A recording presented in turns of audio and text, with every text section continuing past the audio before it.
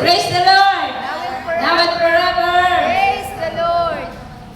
The will of the Father. Yes, I will. Yes, I will. The will of the Father.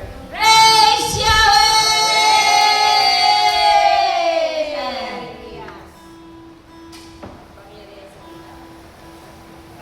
Pagpapalago sa kapangyarihan. Ngayon naman po ay dadako na tayo sa panayam tungkol sa kapangyarihan sa dila. Pagpapalago sa kapangyarihan sa dila ay pagkakaloob sa atin ng ating kapatid na walang sawang naglilingkod sa Panginoon. Amen. Patuloy na pinupuspos ng kapangyarihan. Walang sawang lilingkod. Sipag. Amen. Amen. Small but terrible. Yes. Inang Tess Iscario. Palapakan natin ang ating Panginoon. Praise Yahweh. And maraming salamat, Inang tagapakilala, Inang Connie, nating minamahal na kapatid sa kawang ito. Amen? So muli, good morning sa inyo. Welcome sa ating pagtitipong ito.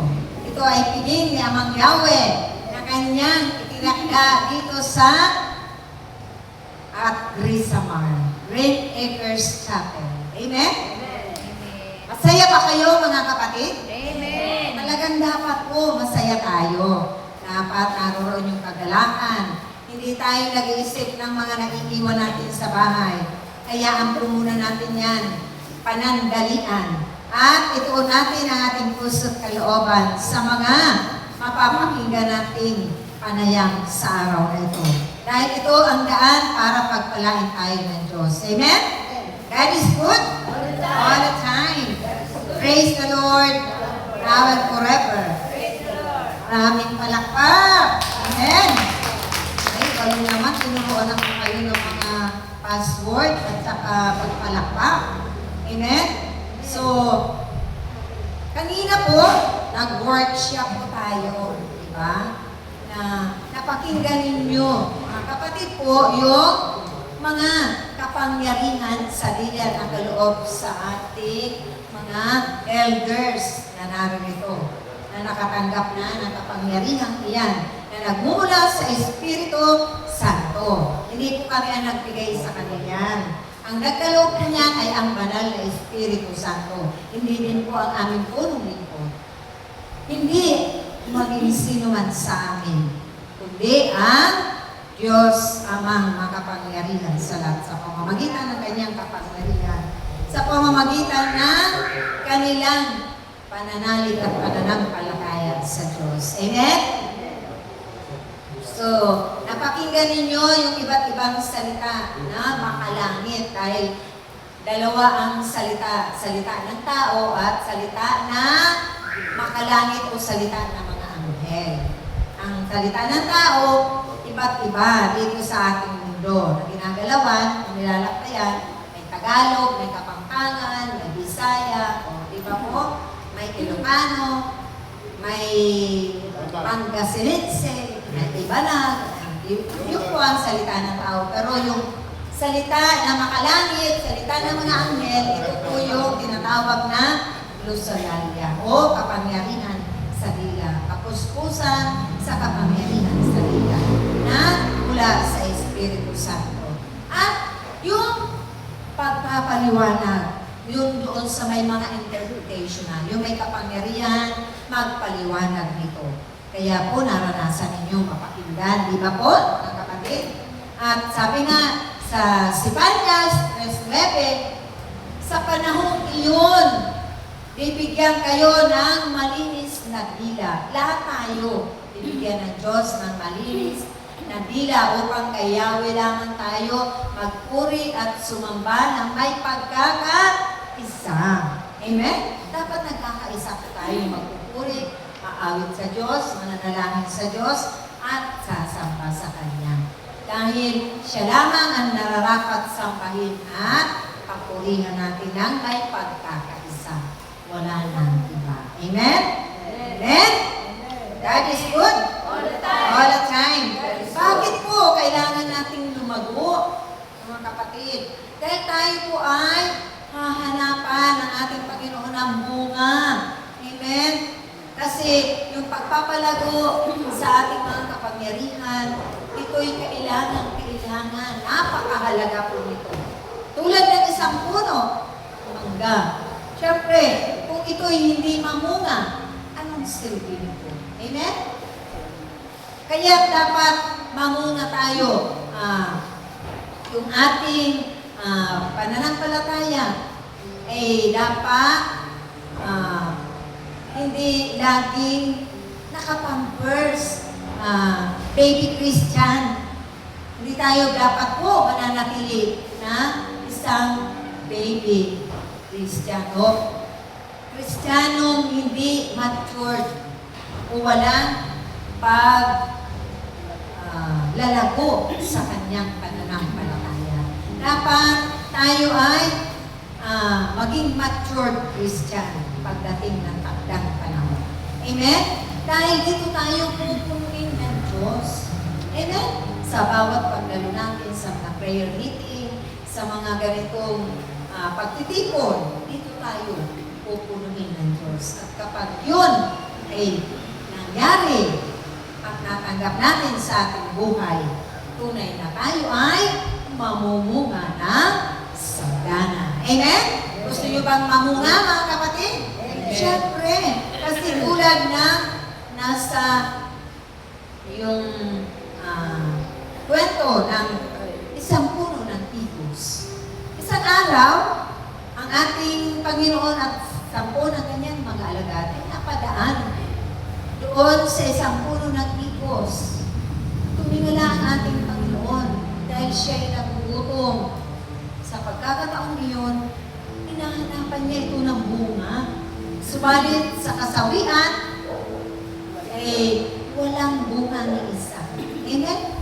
Na dapat mamunga yung isang puno ng higos. Tulad nga ng in-example ko po kanina sa inyo, ang isang puno ng mangga, apis man ito o bayabas, dapat mamumunga ng sagana. Tulad ng ating pananampalataya na mamunga tayo, mapuno tayo ng mga bunga.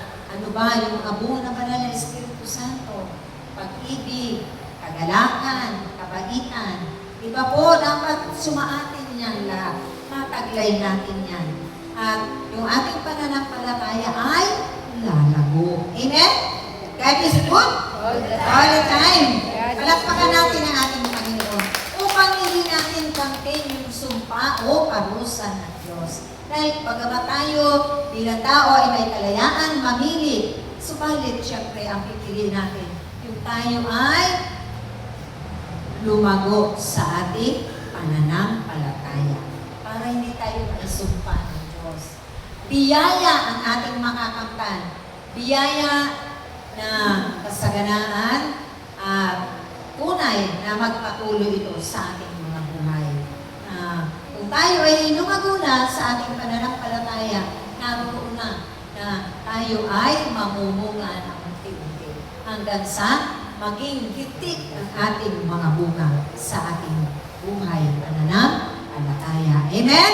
That is good all the time. Kaya sa pamamagitan ng salitang Growth Daily Habit na sumisimbolo ang letter G, Go God Daily. Sabi nga sa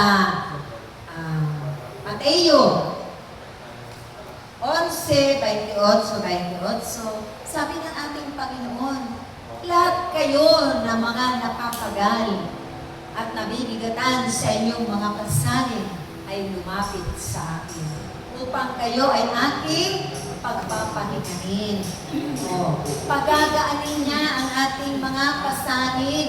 Pangako ng ating Panginoon po yan. Nakalagay yan dyan sa Mateo 11:28, sa banal na aklat, na ang kanyang pamatot ay magaan at madali na pag-aralan natin. Magaan itong dalhin natin dahil sa pamamagitan ng tulong, awa at habag ng ating Panginoon. Gagaan ang ating mga problema. Yan ay ipagkakatiwala natin sa Diyos. Umasa tayo sa Diyos na gagawa siya ng himala at mga iwaga sa ating buhay. Gaano man kabigat ang ating mga pasanin sa araw-araw nating pamumuhay, pagagaanin ito ng Diyos. Amen ba? Naniniwala pa kayo doon, mga kapatid? Panampalatayanan natin ang salita ng ating Panginoon. Kapag yan ay pinanaligan natin at pinanampalatayanan natin, tunay at tiyak na hindi tayo mabibigo. Amen? God is good all the time. Praise the Lord. Yan ang sabi sa letter G, stands sa Go God Daily. Sa Growth Daily Habit. Ito yung salita na kailangan lumago sa ating pamumuhay. Amen? Letter R. Read your Bible daily. Amen? Sabi nga sa 2:3:16 Timoteo, magbasa tayo ng ating banal na aklat. Dahil ito yung love letter na iniwan ng ating Panginoong Jesucristo. Bago man siya umiwan o iniwan tayo ng ating Panginoon, bago man siya umaroon sa langit, sa kanyang Ama nating lahat, ito ang kanyang love letter na iniwan sa atin. Ito yung pagkain ng ating mga kaluluwa o karagdagan medisina. Magagamot ng salita ng Diyos ang ating mga karamdaman. Bakit po? Makapangyarihan ang kanyang salita. Naririyan ang salita ng Diyos na magbibigay himala sa ating buhay. Gagaan ang ating mga pamumuhay. Ito, matututo tayo. Ito ang magtatama ng ating maling pamumuhay. Ito ang magtuturo ng tamang daan patungo doon sa buhay na walang hanggan. Ito yung pagkain ng ating katauhan na kung pinapakain natin ang ating physical ng ilang beses sa maghapon, nararapat din po na balanse, pakanin din natin ang ating kaluluwa ng kanyang salita. Amen? Na tayo ay makikinig ng kanyang salita at mag-aaral. Pag-aralan po natin, pagnilay-nilayan natin, pagbulay-bulayan natin ang kanyang salita dahil isa ito sa karagdagan medisina. Makatutulong, di ba po? Pag may mga sakit tayo, prayer natin ang ating kakainin na kahit walang sakit, bago natin kainin. Bago natin inumin ang inumin, ipiprayer natin yun para siksik at digdig na biyaya ang masa sa atin na nagmumula sa Diyos. Amen? Ito yung napaka-bisang bagay na nararapat sa ating lahat. Amen? God is good all the time. So, letter O sa Growth Daily Habit stands na sumunod tayo or obey the Lord. Sumunod tayo sa ating Panginoon nang may kababaan ng kalooban, walang pagmamalaki, walang kakaasa, may buong kagalakan, puno ng pag-ibig. Hindi tayo reklamo ng reklamo, mga kapatid. Ano po? Sumusunod ka naman po. Pero, mga kapatid, andoon nakasimangot ka. O di wala tayong biyaya. Maliwala rin ang ating pagsunod. Magiging walang kabuluhan ang ating mga ginagawa. Amen? Gusto natin magkamit ng biyaya na nagmumula sa Diyos. Kaya mag-alak tayo sa ating mga tungkulin na ipinagkatiwala ng Diyos. Tayo ay inaatangan manalangin. Manalangin po tayo na may kagalakan. Sumunod tayo na may kagalakan. Walang pangamba, walang takot, walang pag-aalinlangan na sundin natin ito. Buong pag-ibig na hindi tayo reklamo ng reklamo. Hindi tayo nanghihinayang sa ating mga oras na ginugugol, sa ating mga pagpapagaling ito. Dahil ang lahat na yan ay iniaalay natin sa ating Panginoon. Yun po ang sabi sa banal na aklat sa Day of Deuteronomio 11:26-27. Huwag tayong manghinawa. Sundin at uklin ang kalooban ng Diyos. Amen? Kung nakamit namin ang bagong buhay, hindi na yung aming mga sarili ang sinusunod. Yung kagustuhan na, yung kalooban na ni Amang Yahweh. Dahil kung ating sarili ang susundin pa natin, pagpahanggang ngayon, mabibigo tayo. Dahil mas sigit na mas maalam ang Diyos sa ikabubuti ng bawat isa sa atin. Amen? That is good? All the time. All the time? That is good. Praise the Lord. Now and forever. Sa letter W. Sa growth daily habit. Stands waiting the Lord. Sabi sa mga awit 27:14. Nasa panahon iyon, kung tayo ay may hinihingi po, mga kapatid, sa ating Panginoon, may ipinapanalangin, may hinihingi. Kung tayo ay may mga suliranin o pagsubok na nararanasan sa ating mga buhay, may ipinapanalangin tayo para sa ating mga mahal sa buhay, sa ating kapwa, matuto po tayong magantay sa mga katuguran o kasagutan ng ating Panginoon. Dahil Siya ang nagbibigay ng tamang oras at tamang panahon at pagkakataon. Alam ng Diyos yun kung kailan natin kailangan. Alam niya kung anong araw, anong oras, anong panahon. Wala tayong maililihim sa Kanya. Napaka makapangyarihan ng ating Diyos na pinapapurihan. Kaya umasa tayo. Huwag tayo manghinawa. Habang tayo nag-aantay po, manalangin lamang tayo. Huwag tayo hihinto sa pananalangin. Pananalangin ng Banal na Santo Rosario, sa pag-aawit sa pananambahan. Marami po sa pagdalo sa Santa Misa ng ating mga kaparian, sa pakikinig ng homilya ng mga pari, sa mga nagpapahayag dyan sa Facebook. O, di ba po? Ganun yun. Para po ang biyaya ng Diyos ay sumaatin. Huwag tayong malulungkot, magalit sa Diyos. Kung hindi pa man ngayon, ibibigay. Ibibigay niya ninyo. Dahil sabi nga, minsan ang sabi ng Diyos, ipapaisip sa atin, wait muna anak, baka ikapapahamak kayo. Hindi pa kailangan para sa atin yung mga bagay na yun. Kundi, matuto tayo manali at manampalataya at huwag manghinawa. Amen? God is good all the time. God is good. Praise the Lord. Now and forever. Now and forever. Praise the Lord. Letter T. Sa growth daily habit stands. And T is trusting the Lord. Sabi nga sa Kawikaan 3:5, ipagkatiwala natin ang buong buo sa Diyos. Diba po, nananalangin tayo.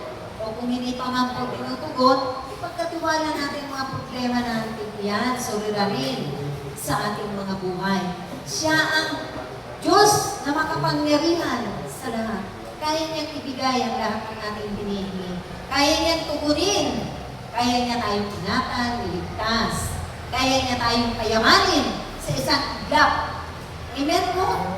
Oo. Kaya walang imposible sa Kanya. Lahat ipagkatiwala natin ng buong buo. Kaso minsan po, sa ating mga buhay bilang tao sa mundo ito, naroroon ang ating mga takot. Maubusan ng bigas, maubusan ng mga kaperahan, maubusan ng kalakasan. Eh ang Diyos, sa Kanya nagmumula ang lahat ng yan. Siya lang ang makapagbibigay niyan. Siya lang ang makakapagpahaba ng ating buhay. Kahit sa isang minuto, hindi natin ito mabibili para humaba ang ating mga buhay. Walang sino man makapagbibigay ng ating buhay, kundi si Amang Yahweh lamang. Amen? Palakpakan natin ang ating Panginoon. God is good. All the time. Kaya sa mga bagay na iyan, huwag tayo mag-alala, huwag tayo mangamba. Alisin po ang ating takot at alilangan. pag-aalinlangan ay wala tayong pagtitiwala. Kaya nga sabi dito, trust in the Lord. Ipagkatiwala natin ang buong buo. Kung tayo ay nananalig at nananampalataya ng buong buo, ganoon din po ipagkatiwala natin ang lahat ng yan sa ating Panginoon ng buong buo. Buong pag-aari ng ating mga sarili, tayo ba ay pagpapalain ng Diyos? Ang ating mga binibitawan, ang mga kung anuman na tulong sa gawain ng Diyos, yan ay ibabalik niya ng siksik-liklik na pagpapala na nagmumula sa Kanya. Pangako yan ni Amang Yahweh, amen? Naroon yan sa Kanyang tipan, na kung si Yahweh ang siya lamang inyong paglilingkuran, at kung magkagayon, pasasaganahin kayo. Hindi na tayo mauuhaw, lalo na sa Kanyang salita. Sa mga bagay na ating kinauuhawan, ito'y pupunuan ng Diyos. Amen? God is good all the time. Praise the Lord. Now and forever. Now and forever. Praise the Lord. Alisin natin ang takot na pakulanan tayo, nainitan, masikatan tayo ng napakatinding araw. Hindi tayo mahahayag. Hindi niya tayo ipapahamak eh. Di ba po, mga kapatid? Naranasan ba natin na ipahamak tayo ng Diyos na tayo pumaparoon sa Kanyang gawain, humahayo? Kahit ano katindi ng araw, kahit na may baha, kahit na may bagyo hanggap, hindi pa nagliliparan ang mga yero. O di ba, tuloy ang gawain dahil nag-aantay ang ating Panginoon. Amen? Amen. God is good All the time. all the time. God is good. Letter H. Amen? Sa growth daily habit stands for na sabi nga sa Gawa 1:8. Ano ang palatandaan na tayo ay puno na? Ano po mga kapatid? Tayo ay hindi na magagalitin. Nauunawaan na natin ating kapwa. Napagpapasensya na natin. Sumaatin na yung mga mahalagang bunga ng Banal na Espiritu Santo. Pinupuno na tayo ng pag-ibig, kabaitan, kahinahunan, pag-unawa, pagpapatawad, pagmamalasakit. Amen? Sumaatin. Kapag yan ay pagsumikapan natin na isa sa pamuhay na sa ating araw-araw na pamumuhay, ang mga mahalagang bunga ito ng Banal na Espiritu Santo, tunay na tayo ay mag-uumapaw sa ating mga biyaya.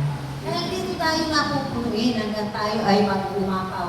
Hayaan po natin yan mga kapatid na tayo ay mag-uumapaw sa kapangyarihan at sa mga mahalagang bagay na yan. Dahil yan ang kabutihan ng Diyos sa bawat isa sa atin. Amen ba? Amen. God is good all the time. God is Hindi good. na tayo magagalitin. Hindi na tayo naiinip. Hindi na tayo madaling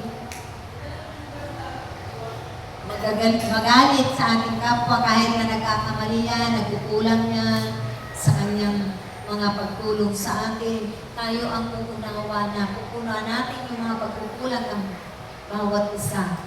Magagawa na po natin yan dahil kikilos at kikilos ang Diyos sa ating buhay. Hindi na tayo mahayaan na manatili sa dati nating lumang buhay. Kailangan nagliliwanag tayo tulad ng liwanag ng ating Panginoon. Hindi natin yan mga kapatid ko. Ano po? Para sumaatin yung liwanag na yan na tayo'y dapat nagbibigay sa liwanag upang matanglawan natin ang mga nadiringan. At kapag nakita nila, tayo kahit na gagalit na tayo, masama ang loob natin, nasasaktan ang ating kalooban sa mga sinasabi, sa mga pag-uusig, pag-aalimura, pagpaparatang na walang katotohanan, hindi nakikita sa ating mga mukha, kundi ang nakikita ang galit, kundi ang nakikita nila, masaya pa rin tayong hinaharap sila, tinatanggap sila, inuunawa sila, pinagpapasensya sila. Dahil tayo'y pinununa ng mga bunga ng Banal na Espiritu ng Santo, at kapag yan ay umaapaw na, dumikit ka na sa kapatid natin yun. Sa mga elders natin yun. Katulad ng ating punong lingkod, Bakit kami, minsan, napagkakamalan, asip-sip kami kay brother? Kasi gusto namin na sumaamin din ang kanyang katalinuhan. Sumaamin din ang kanyang kapangyarihan na bahagi sa kanya ng Diyos. Dahil sabi nga, ibahagi natin ito, i-share natin sa ating mga kapwa-tao. Diba? Matuto tayong sumangon. Dahil kapag yan ay nag-uumapaw na, matuto tayong sumangon dahil yan ay biyaya at pagpapala ng Diyos sa ating mga buhay. Amen ba? Amen. Gusto ba natin yun, mga kapatid? Amen. Siyempre, yun ay hindi sumpa, hindi kaparusahan ang makakamta natin. Biyaya. Dahil ang hangad natin na tayo, hinihiling natin sa Diyos, mamunga rin ang sagana. Upang ang mga bungang yan ay naibahagi natin sa ating mga kapwa na nangangailangan din ang ating tulong at pag-ibig, awa at ubag. Amen? Paging maaaway din tayo, andoon may konsensya na tayo. Sumisigaw na ang konsensya natin kapag hindi tayo nakakagawa, nakakapagbahagi ng mabubuting bagay sa kanila. Amen? God is good All the time. all the time. Praise the Lord. Amen forever. Amen forever. Praise the Lord. Amen. Ganoon yun. Kaya po, sa mabisang pamumunga, upang masigit pa tayong lumago, kailangan natin ito, number one, ang community, ang komunidad. Kung ganitong community, kung kayo po ay graduate na ng charismatic, kailangan ninyo ang komunidad para gumabay at gumagtubay para makakatulong sa pagpapalago sa kapangyarihan ng inyong komunidad. Mauunawaan tayo. Matutulungan po tayo ng ating mga elders. Hindi niya tayo pababayaan. Dahil dito ay binikis tayo ng iisang espiritu na taglay-taglay ng bawat isa sa atin. Amen? Kailangan natin ang community. Bakit po? Katulad yan, kung may sakit ang isang member o miyembro ng inyong pamilya, kailangan ang pray over. Kailangan ang prayer na maipanalangin yun para matanggap niya ang biyaya ng himala ng kagalingan. Hindi lang nagsusulo ka na mananalangin para doon sa kamag-anak. May katuwang ka ng community mananalangin o ipapanalangin. Amen?